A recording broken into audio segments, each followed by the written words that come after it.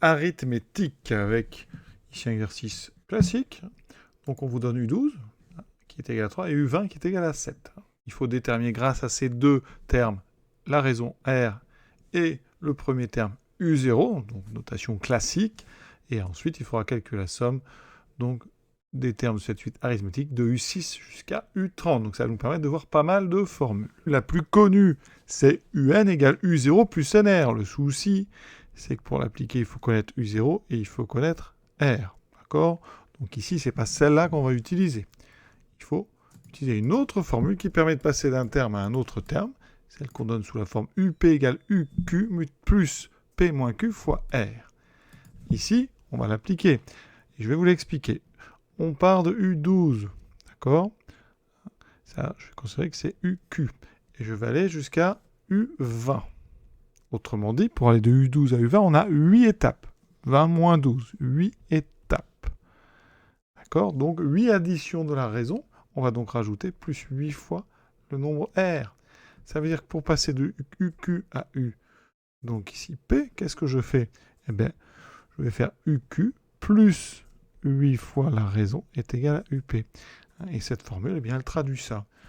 UP, c'est donc le terme qu'on atteint en ajoutant la raison le bon nombre de fois. Voilà. Donc ici, pourquoi je dis que c'est important dans cet exercice? Parce que, eh bien, nous, justement, on connaît, on va appliquer ça entre U12 et U20. Donc U12 valait 3. U20 valait 7. Pour aller de 3 à 7, on a ajouté 8 fois un certain nombre.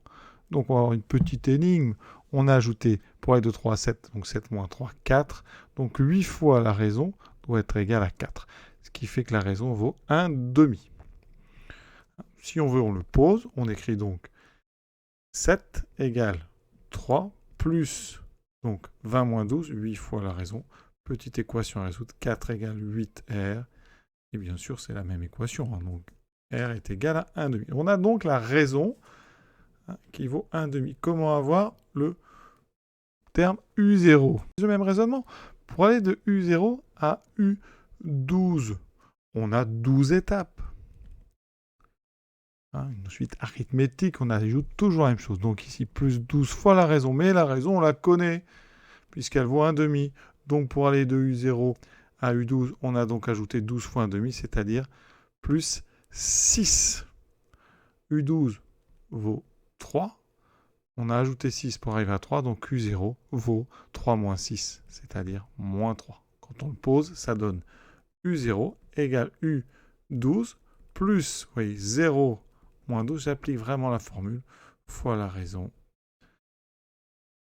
Autrement dit, U0 égale U12 moins 12 fois 1 demi, c'est-à-dire moins 6. Ça donne bien 3 moins 6 qui donne moins 3. Donc on a R qui vaut 1 demi, U0 qui vaut moins 3. Maintenant qu'on utilise la formule la plus connue, donc UN, pour n entier naturel, UN c'est donc U0 plus n fois la raison, c'est-à-dire moins 3 plus n fois 1 demi, qu'on peut écrire 1 demi fois n. D'accord? Donc parfois on l'écrit en mettant le 1 demi d'abord, 1 demi de n moins 3. Voilà donc pour la première étape. On a bien déterminé R et U0. Et maintenant on va pouvoir grâce à ça calculer facilement la somme de U6 jusqu'à U30. La somme des termes consécutifs d'une suite arithmétique, c'est égal à quoi? Eh bien au produit du nombre de termes par la demi-somme des termes extrêmes. Autrement dit, plus court moyenne des extrêmes. Le premier qui est écrit plus le dernier sur 2. Regardez ce que ça donne. Donc déjà, évidemment, il faut bien voir que U6, tout ça jusqu'à U30, c'est bien la somme de termes consécutifs. Alors, on n'est pas toujours obligé de préciser consécutif, c'est un peu sous-entendu, d'une suite arithmétique. Ça va justifier l'emploi de la formule. Ça veut dire qu'ici, cette somme, alors, tant qu'on y est, on va l'écrire aussi sous sa forme mathématique avec le symbole sigma. C'est donc les termes UN avec n variant de 6 jusqu'à 30. D'accord? Alors, nombre de termes. Première étape. Nombre de termes. On va de 6 jusqu'à 30. Donc attention, si vous faites 30 moins 6, vous n'aurez pas le nombre de termes. C'est le nombre d'étapes. Il y a toujours un terme de plus que le nombre d'étapes. 30 moins 6, 24, vous rajoutez 1. Donc ici, c'est 30 moins 6 plus 1. Toujours pensez à rajouter 1 dans la formule. Il y est d'ailleurs. Important, hein, vous voyez, il est ici.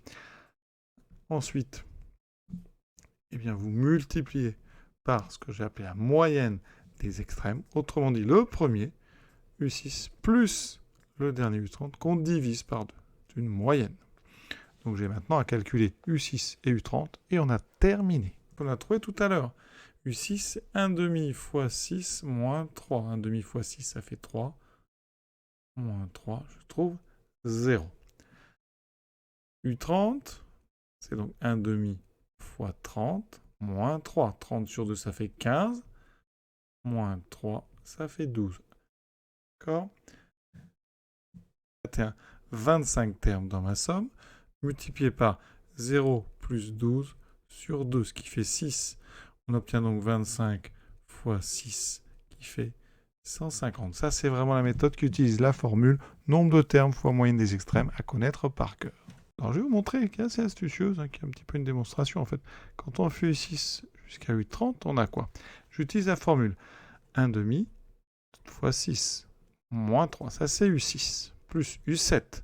1 demi fois 7 moins 3. Plus U8, etc. jusqu'à U30. 1 demi fois 30 moins 3. Je vais enlever les parenthèses. Et je vais regrouper ensemble déjà tous les moins 3. Donc des moins 3, j'en ai un ici, j'en ai un par parenthèse. Donc combien y a-t-il de parenthèses? Eh bien ça c'est important encore une fois. Il y a 25 parenthèses. Donc 25 termes dans cette somme.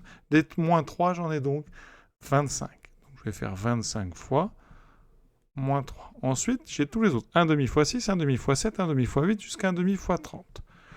Tout ça, je vais le factorer par 1 demi. J'aurai donc 6, plus 7, plus 8, plus 9, etc. jusqu'à 30. Vous voyez, c'est assez astucieux tout ça.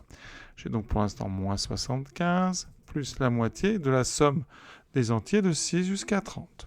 Bien, on a 25 termes dans cette parenthèse. 25 termes.